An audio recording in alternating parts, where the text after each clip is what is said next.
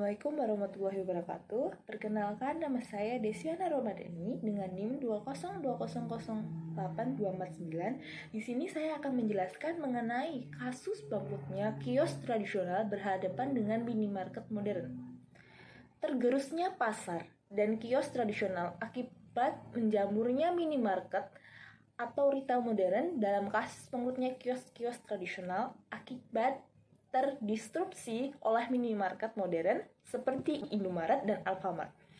Minat masyarakat untuk berbelanja di minimarket juga meningkat karena adanya pendapat bahwa pasar modern termasuk minimarket lebih rapi, bersih, dan praktis daripada kios tradisional.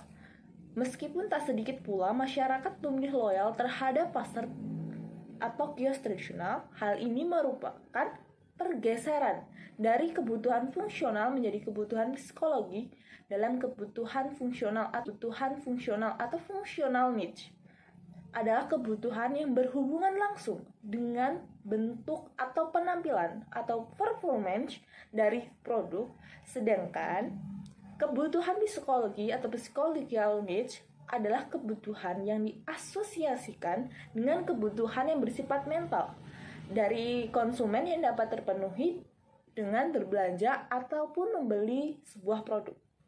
Di sini ada dampak positif dengan adanya minimarket setelah pergantian dengan kios tradisional. Yang pertama, dengan adanya minimarket, maka masyarakat terbantu, terutama untuk kebutuhan sehari-hari. Yang kedua, adanya minimarket, masyarakat tidak perlu repot kesana kemari untuk mencari kios untuk mencukupi kebutuhan sehari-hari, cukup dengan datang ke minimarket. Yang ketiga, minimarket membantu menciptakan lapangan pekerjaan. Jadi, anak-anak yang tidak melanjutkan sekolah lagi bisa mendaftar ke minimarket dengan minimal usia yaitu 17 tahun.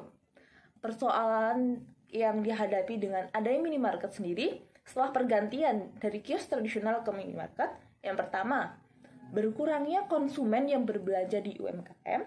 Yang kedua, berkurangnya tingkat pendapatan dari UMKM. Yang ketiga, memunculkan peluang yang semakin menyempit bagi para pengusaha UMKM dalam memaksimalkan keuntungan.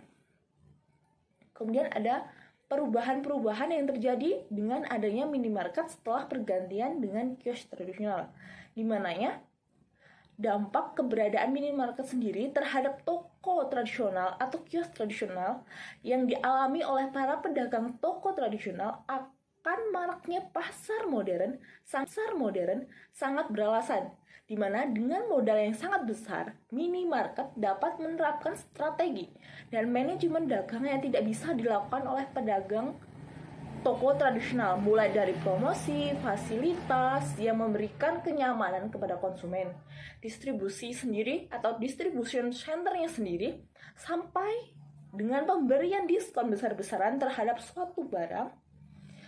Kemudian ada di mana